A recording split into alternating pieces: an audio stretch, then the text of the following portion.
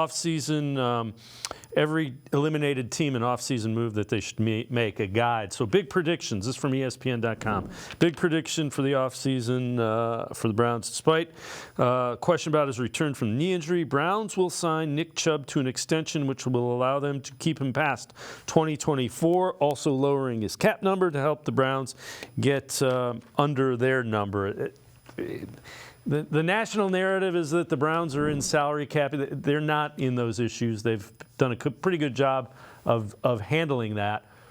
I wouldn't be surprised at all if they sign Nick Chubb, extend him out, and add years to it. I know you've also written about Kareem Hunt. Let's kind of combine the running back position there.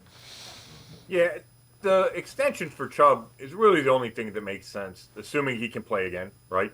And obviously he's working toward that, and we see him around the building because it's a big cap number. It's like $14 million next year. That's a lot to pay a guy that probably won't be there all season, coming off that knee injury. It makes sense for them to work something out, lower the cap number, maybe make it back end heavy. That if he returns to the Nick Chubb that he gets all that money, or he make it incentive late and early. I mean, I think they'll figure that out. With Kareem Hunt, I mean, he's an interesting case study because he had a huge impact on this team, and Kevin Stefanski said it yesterday. Just that he provided huge value. I mean, he scored 11 touchdowns if you include the playoffs. Like, that's really hard to do. It's hard to get in the end zone that much. Yet he only averaged 3 yards a carry. Now, some of that's because it's short yardage at goal line, but he doesn't have the same explosion he did, 5-6 years ago. So he sounded yesterday. I talked to him for a while. He sounded like a guy that was not going to come back. He said he's definitely going to test the market.